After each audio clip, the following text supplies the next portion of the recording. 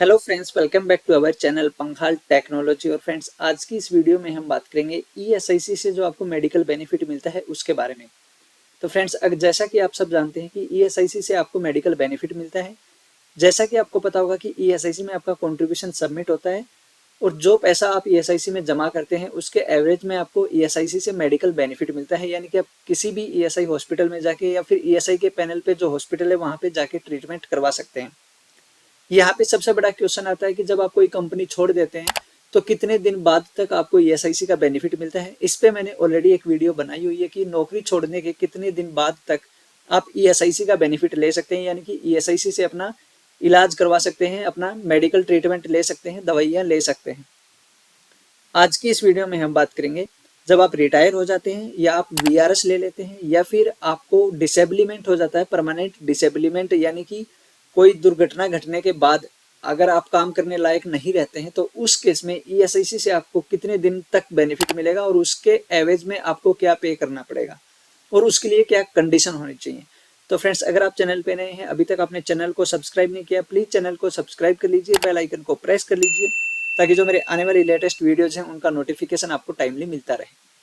तो चलिए friends, start करते हैं।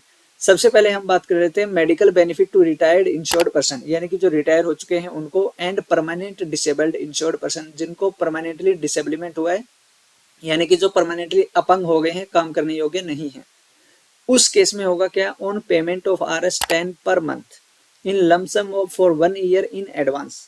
सबसे पहले तो आपको हर महीने के 10 रुपए के हिसाब से, यानी कि साल का 120 रुपए, जो कि एडवांस में आपको ईएसआईसी को पे करना है। आप ईएसआईसी को कैसे पे कर सकते हैं, आप अपनी कंपनी के थ्रू पे कर सकते हैं। आपकी कंपनी एक लेटर बनाएगी जिसमें आपका नाम, इंश्योरेंस नंबर डालेंगी। आप जो कैंसिल चेक बना, अपना जो चेक बना के देंगे 120 रुपए का, कैंसिल चेक नहीं, आपको ईएसआईसी के नाम पे या अपने एम्प्लॉयर के नाम पे 120 रुपए का चेक बनाना है और वो आपका एम्प्लॉयर ईएसआईसी में सबमिट करेगा। आप डायरेक्टली भी ईएसआईसी में सबमिट कर सकते हैं।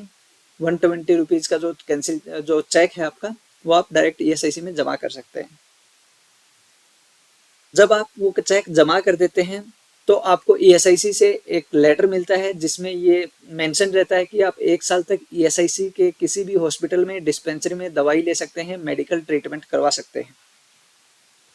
अब यहाँ पे बात आती है कि जो रिटायर्ड पर्सन है उसमें कौन कवर रहेगा। An insured person and his और हर स्पाउस, यानी कि इसमें बच्चे कवर नहीं रहेंगे, आप और आपकी वाइफ इसमें कवर रहेंगे।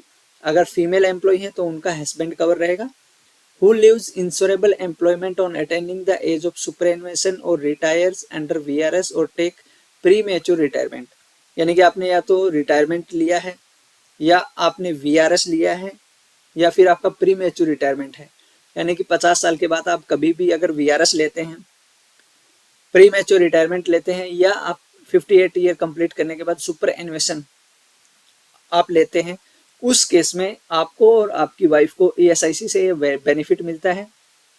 लेकिन यहाँ पे एक जो बड़ी कंडीशन ईएसआईसी ने दी है, after being insured for not less than 5 year, यानी कि आपकी जो ईएसआईसी में सर्विस है, जो कंट्रीब्यूशन है, 5 साल से कम का नहीं होना चाहिए। यानी कि आपका इंश्योरेंस नंबर ईएसआईसी में रजिस्टर्ड जिस दिन होता है उस दिन से लेके आपकी 5 साल की सर्विस होनी चाहिए ईएसआईसी में। ये सिंपल एक कंडीशन है ईएसआईसी की कि आपका 5 साल का अगर सर्विस है तो ही आप ये बेनिफिट ले सकते हैं। अगर आपने ईएसआईसी में 2 साल 3 साल काम किया, यानी कि आपका 2 साल का कंट्रीब्यूशन है, 1 साल का कंट्रीब्यूशन है, और फिर अगर आप रिटायर होते हैं तो आपको ये बेनिफिट नहीं मिलेगा। ये बेनिफिट आपको कब मिलेगा, जब आपका 5 साल का सर्विस होगा ईएसआईसी में, यानी कि आपको ईएसआईसी में कवर हुए 5 साल कंप्लीट हो गए हों और उसके बाद आप वीआरएस लेते हैं, रिटायरमेंट लेते हैं, तो आपको ये बेनिफिट मिलेगा। सेकंड यहाँ पे है, an insured person and his her spouse who cease to be in insurable employment on account of permanent disablement due to employment injury shall be entitled to medical benefit. यहाँ पे क्या है, एक insured person या उसकी wife अगर वो employment से बाहर हो जाते हैं, यानी कि वो नौकरी छोड़ देते हैं, किस वजह से, अगर उनको परमानेंट डिसेबलमेंट होता है, यानी कि अपंगता होती है, परमानेंटली अपंगता अगर उनको होती है, उस केस में उनको और उनकी वाइफ को ईएसआईसी से मेडिकल बेनिफिट मिलेगा। लेकिन यहाँ पे भी एक कंडीशन है कि जो परमानेंट डिसेबलमेंट हुआ है वो ड्यू टू एम्प्लॉयमेंट इंजरी, यानी कि काम करने के दौरान जो दुर्घटना हुई है उसकी वजह से अगर डिसेबलमेंट होता है तो इनको ये बेनिफिट मिलेगा। अब यहाँ पे जो 5 साल की सर्विस वाली जो कंडीशन है जो कि रिटायर्ड पर्सन के लिए है वो यहाँ पे एप्लीकेबल नहीं है। तो सिंपल है, अगर आप रिटायर्ड हैं तो आपका 5 साल का सर्विस होना चाहिए ईएसआईसी में। अगर आपको परमानेंट डिसेबलमेंट है तो वो आपका एम्प्लॉयमेंट इंजरी की वजह से होना चाहिए, यानी कि काम के दौरान दुर्घटना की वजह से आपको अपंगता होनी चाहिए, तभी आपको ईएसआईसी जो 10 रुपये महीने का 120 रुपये जो साल का पे करके आप ईएसआईसी से बेनिफिट ले सकते हैं वो तभी आपको मिलेगा। अब हम इसमें बात कर लेते हैं कि जो आपको ईएसआईसी से मेडिकल बेनिफिट मिलेगा इसमें क्या क्या कवर रहता है, कितने दिन तक कवर रहता है, क्या बेनिफिट आप ले सकते हैं। तो इसके लिए मैं एक दूसरी पीडीएफ ओपन करता हूँ और इसमें देखिए medical care to retired insured person under rule 60, यहाँ पे लिखा हुआ है to an IP who cease to be in an insurable employment on account of permanent disablement caused due to an employment injury on payment of RS 120 for self and spouse. यानी कि अगर permanent disablement आपको होता है 120 रुपये आप देते हैं तो आपको ईएसआईसी से बेनिफिट मिलेगा ऑन ईयरली बेसिस, यानी कि 1 साल के लिए 120 रुपये जो कि आपको एडवांस में पे करना है। ये आपका ईएसआईसी का जो पारा रूल अंडर 60 के अंदर ये आता है। इसके साथ आपको क्या बेनिफिट मिलेंगे, medical facility for primary and secondary care, यानी कि आपको जो मेडिकल बेनिफिट है वो मिलेगा, जो मेडिकल फैसिलिटी है वो मिलेगी। लेकिन यहाँ पे देखिए लिखा हुआ है excluding SST, super speciality treatment आपको इसमें कवर नहीं होता है। ये चीज आपको ध्यान रखना है कि सुपर स्पेशलिटी ट्रीटमेंट जो ईएसआईसी में मिलता है वो जो परमानेंट डिसेबलमेंट होता है जिनको जो 120 रुपये 1 साल का पे करके बेनिफिट लेते हैं ईएसआईसी का, उनको सुपर स्पेशलिटी ट्रीटमेंट नहीं मिलता है within ESI medical institution to IP and is post till the date of superannuation. उसके बाद हम बात कर लेते हैं medical care to retired insured person under rule 61। वो था 60, ये है 61। 60 वाले में क्या है, अगर आपको डिसेबलमेंट होता है तो आपको ये बेनिफिट मिलता है। इसमें क्या है, अगर आप रिटायर होते हैं, सुपरएनुएशन लेते हैं, वीआरएस लेते हैं तो आपको मिलेगा to an IP who leaves the insurable employment on attending the age of superannuation और रिटायर्स अंडर ए वीआरएस और takes premature retirement after being insured for not less than 5 years, जो कि मैंने आपको पहले बता दिया है कि अगर आप रिटायरमेंट लेते हैं 5 साल की आपकी सर्विस होनी चाहिए, 120 रुपये आपको एडवांस में पे करना है, 1 साल का बेनिफिट आपको मिलेगा। सेम इसमें है, ये देखिए medical facility for primary and secondary care excluding SST, यानी कि सुपर स्पेशलिटी ट्रीटमेंट ना इसमें आपको मिलेगा और ना उसमें आपको मिलेगा।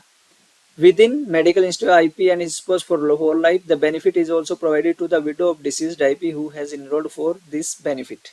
अब इस लाइन का क्या मतलब है कि इन केस जो इंश्योर्ड पर्सन है जिन्होंने ये फैसिलिटी ली है 120 रुपये पे करके बेनिफिट लेना है ईएसआईसी का, अगर उनकी डेथ हो जाती है तो उसके बाद जो उनकी वाइफ है वो इस फैसिलिटी को ले सकते हैं 120 रुपये पे करके, वो भी ईएसआईसी से मेडिकल बेनिफिट ले सकते हैं।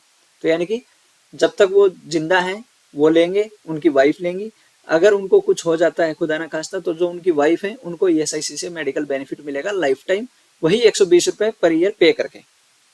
तो फ्रेंड्स आज की इस वीडियो में यही मेरा मोटिव था कि जो रिटायर्ड पर्सन है या जिनको एम्प्लॉयमेंट इंजरी की वजह से डिसेबलमेंट होता है, अगर उनको ईएसआईसी से बेनिफिट लेना है तो उनको 120 रुपये पे करना है। रिटायर्ड के लिए कंडीशन क्या है कि 5 ईयर का सर्विस होना चाहिए, और जो डिसेबलमेंट जो वाले जो पर्सन है उनके लिए कंडीशन क्या है कि जो उनको डिसेबलमेंट हुआ है, अपंगता हुई है, वो एम्प्लॉयमेंट इंजरी की वजह से होनी चाहिए, यानी कि कंपनी में काम करते टाइम जो दुर्घटना होती है उसकी वजह से, तभी उनको ये बेनिफिट मिलेगा। दोनों में सुपर स्पेशलिटी बेनिफिट नहीं मिलता है। साल का 120 रुपये पे करना है जो कि एडवांस में आप पे कर सकते हैं, या आप कंपनी के थ्रू यानी कि अपने एम्प्लॉयर के थ्रू कर सकते हैं, या फिर आप डायरेक्टली ईएसआईसी में पे कर सकते हैं। अगर इससे रिलेटेड आपका कोई भी क्वेश्चन है आप कमेंट करके पूछ सकते हैं। अगर आपको इन्फॉर्मेशन अच्छी लगी तो लाइक करें, ज़्यादा से ज़्यादा शेयर करें, चैनल को सब्सक्राइब करें। Thank you so much friends.